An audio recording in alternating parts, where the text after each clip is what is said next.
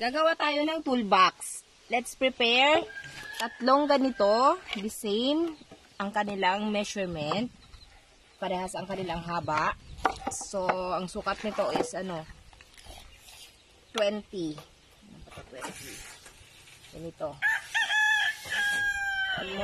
Almost 2 feet. 20 lang siya. So, tapos ang dalawa medyo maigsi. Dalawa siya. Nasa 15 lang to, 15. Tapos ito yung kanyang handle. So, magpapako na tayo.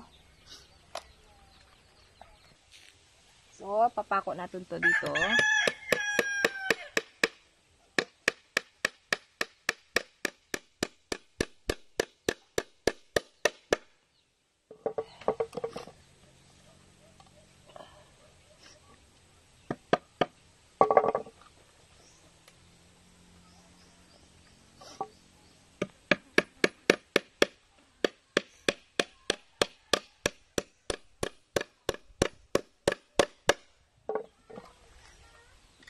Dito.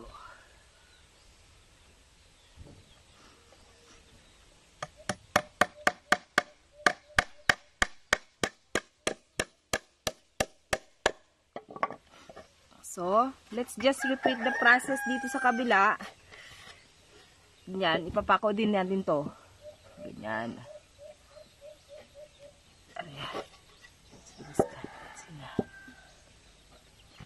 Tapos, ilalagay natin to dito sa gitna. Bali, ito yung kanyang ganyan. Tapos ito, papako natin to, ganyan. Tapos, saka natin to ilalagay itong kanyang handle. Ganyan.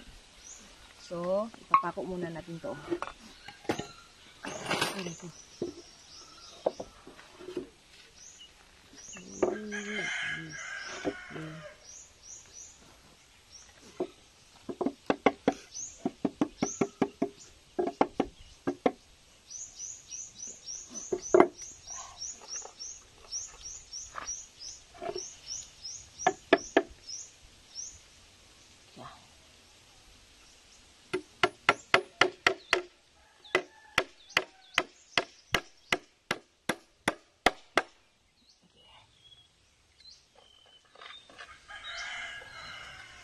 Pako here, pako there.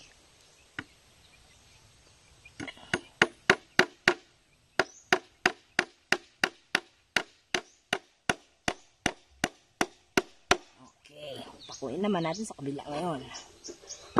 Ayan.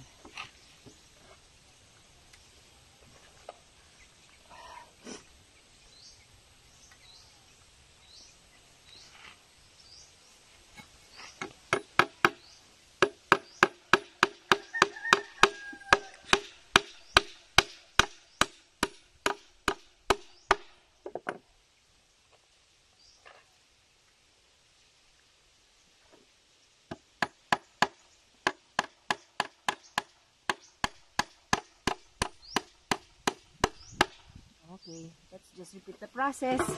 Ganun ulit ito sa kabila. Lalagyan natin to, papakuin natin.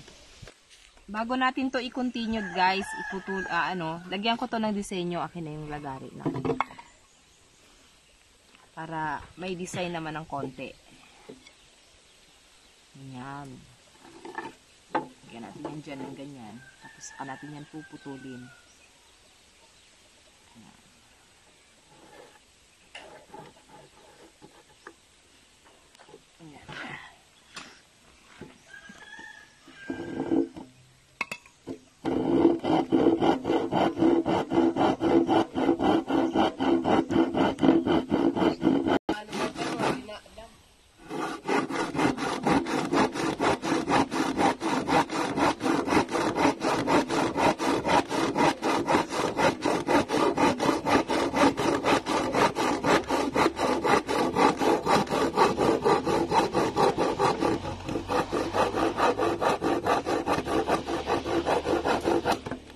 Guys, putol na siya. Okay na. So, yung ating handle.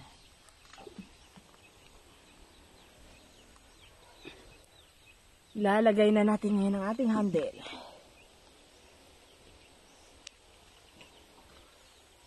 Ito, ilalagay natin dito. Then, paku-pako na tayo. O, papakuan na natin siya.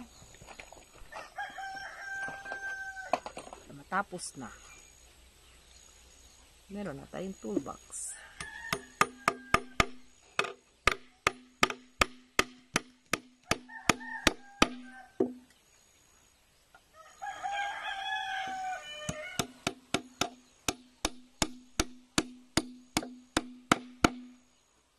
Then, kabila naman.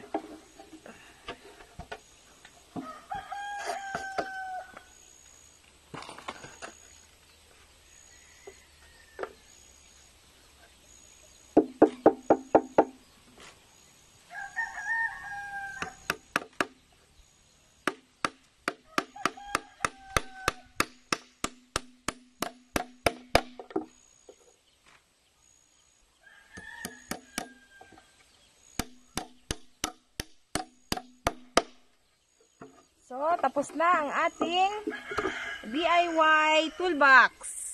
Dito ko ilalagay ang aking martilyo, pulgadera, at aking lagari. Iba pang magagamitin ko. See? So, nakaligpit lahat. This is my DIY toolbox. Gusto nyo pang pakinisin, konting lihan na lang yan dito. Thank you for watching. Please subscribe.